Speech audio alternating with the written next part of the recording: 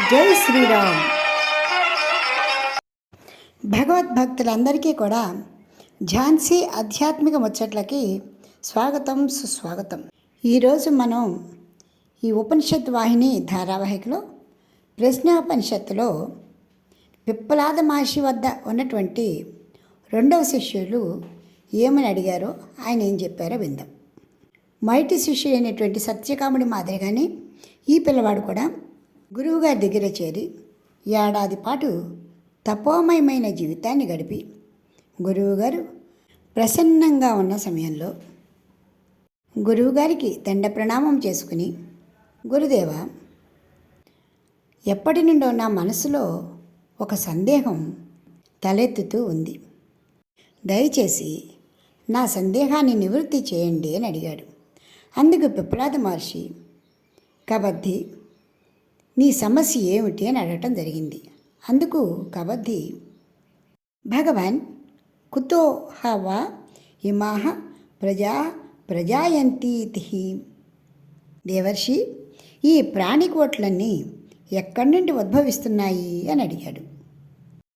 అందుకు కాను పిప్పలాద మహర్షి, ప్రజాకామో వై ప్రజాపతి సతపో తప్యత న తపస్తత్వ స మిథునముత్పాదయతే రయంచ ప్రాణంచేతి ఏతో మే బహుదా ప్రజా కలుష్యతైతి. ఓ కబంది, తొలుతుగా ఈ ప్రాణికోటి సృష్టి అంతా కూడా హిరణ్య గర్భము నుంచే జరిగింది. ఒకప్పుడు సృష్టికర్త అయిన బ్రహ్మ గొప్ప తపస్సు చేసి ఒక జంటను సృష్టించడం జరిగింది. అవే ఆకాశము, ప్రాణము.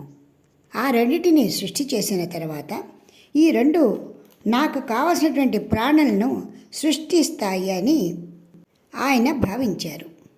ఆ బ్రహ్మదేవులు కూడా నిరంతరము విష్ణు భగవానుని ధ్యానం చేస్తూ ఉండేవారు.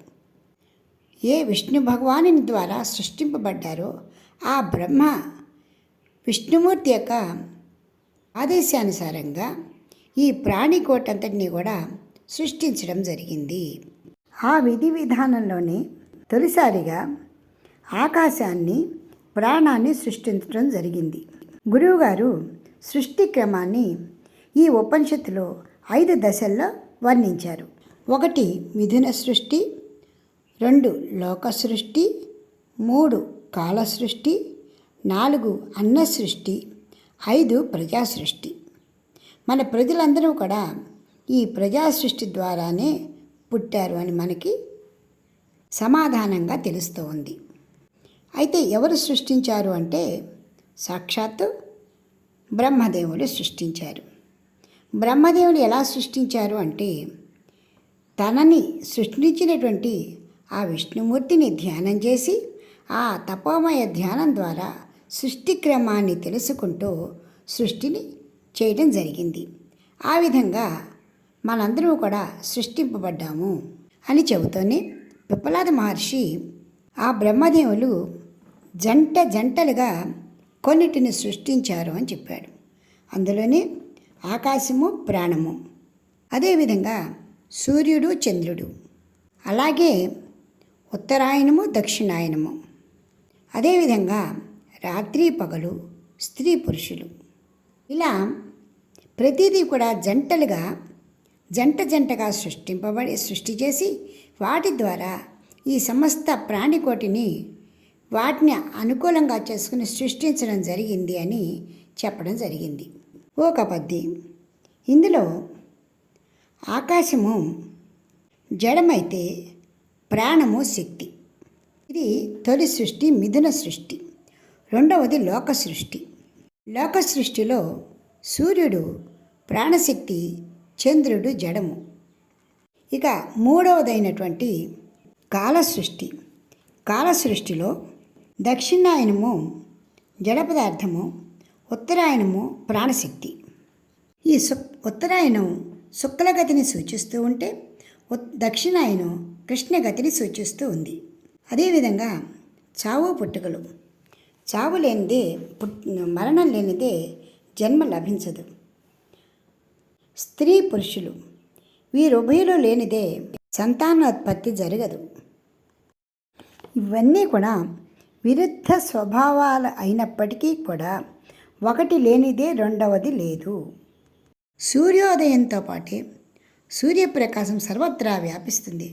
సూర్యకిరణాలు సమస్త ప్రపంచాన్ని కూడా ఆవరిస్తాయి.